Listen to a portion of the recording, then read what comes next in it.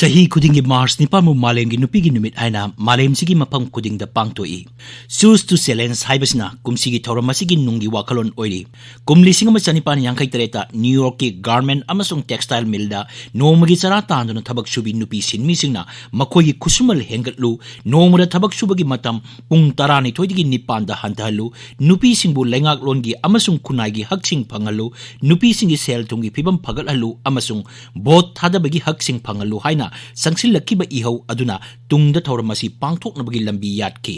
Kumli singa macamapan tara da malim gi lebak kaya gi nupi sing maruina socialist amasung nupi gi labor union kaya na saruk yaduna Denmark ki Copenhagen da pangthok kiba socialist second international gi mipam na laurak kiba ware matung ina kumli singa macamapan tara mathoi degi sahi kudingi March nipan bu malim gi nupi gi numit haina pangthok narakli. Numit asi malim da purak kibada amadi nupi gi ning tambagi ihaw bu manglom da pukhat na ba hona bada sakna rabi German socialist Lusingbi Singh Claire Zetkin Louis Zietes amasung Russian Marxist yauloi Alexandra Kollontai na laukiba thokdang adudi malengi nupi khunai na hek leidiba makai kangomdana ningsingduna lehauragani chokotpa miyoba khunai ama puraknaba honabada nupa amasung nupi animaki chap manaba thokdang lei haibasi malengi miyoba puarina lengdraba khudam changdam oiri pandam asimak mangda thamduna chokotpa miyoba khunai ama lingbada nupi singsu sothaduna lehoba yaroi haibagi wakalonda malengi lebak kya na nupi singi pibam phagatnabagi ain kaya sembaga loinana United Nations na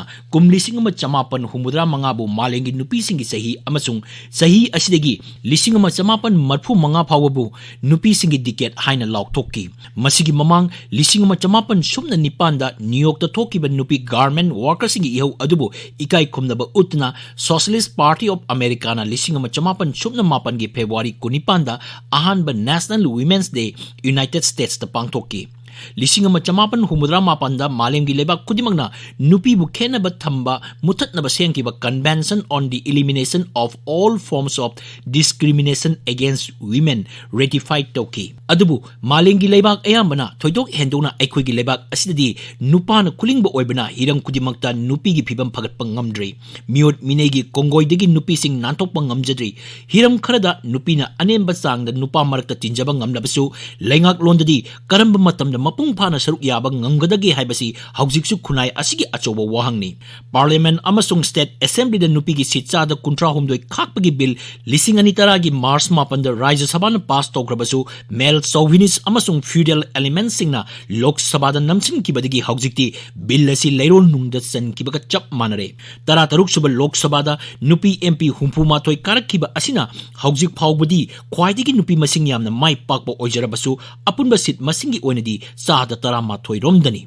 Masidi Women Reservation Bill na nupi singi damak sit sada kuntra humdoi kakpa haiba pandam adunagi thap na lehore. Manipurgi oinadi Haujik Assembly da nupi mihut ani khakkari. Maramaduna nupi bu lengal onda mapung phana yahon bang ngamnaba political party sing na nupi mirep masing hena putoktuna mikhal da mai pakhan batangai fade. Aikhoigi chanura singi aseng basaktam di lairik laisugi mangal ningthina phangja hogdrabi puksa ki damak nungju nungsada su nomli bising sing Pat Turel Lobuk Singchang da tabak churi bising kaithel phamli bising chenjau paiba singi yum da tabak churi bising mapuraiba amasung imung manungi thawal da mingsel yengba samset hatpa phawba sangjadrabi nupi kangrup asini India pumbagi oina yengba da makhoi asina sada humudra romni makhoi gi marai bakti mapuraiba allaman amasung maroi manaw singi yaifanabagi namak thawgi kolu singba makai singlam laga pop tuduna sikiba sangummani masigi matakta lamdam asida lairiba arm conflict ki mingda nupi obi kayagi ikai khumnaba manghan bibadagi mapunsi chupa mingda thiba machuna taisin biba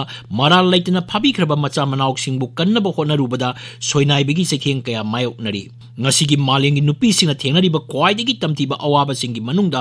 arm conflict asisu amani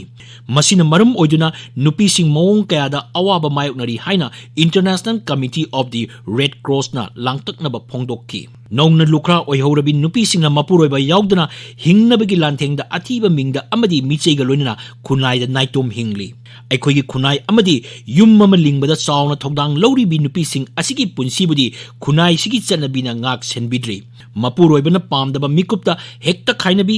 aina ngalok khara pirabasu chanabinadi nupi aduna koijaramba yum mapuroibagi lori inkon landumda magi sakthung pibide Mapuroibaga kainaba mikupta khut hangna mapamda hanki aina mama mapagi lantumda mabung maupadagi tadana phangani haijarabasu ningolna yumpham machet amagi lam phangbada luna thokpana mapuroibaga kainaraglibi nupisingna mapamda halakpada changjapham leitabagi awaba kaya mayoknari chadabi asina mi ayambana machanupi pokpa pamde ngasisu pungnungda leiribi angangbu nupi oirabadi nauringaidagi manghalli asumna nupi bu miot minaidagi nanthok handuna makhoigi phangpham thokpa haksing phangan magalona kunaida makhoina lokpham thokpa thokdang lobang ngamanna damak miyamgi lusingbasing kunaigi lupsing amasung mediagi chawraba thokdang leiri nupa singnasu nupi oibisingbu yumthong kudingdagi ningtam halaklaba matamda kunaida nupi singi ningtamba mapung phana phangani nupi singnasu masabu thajabagalona masagi ningtambagi hak masana tanjagadabani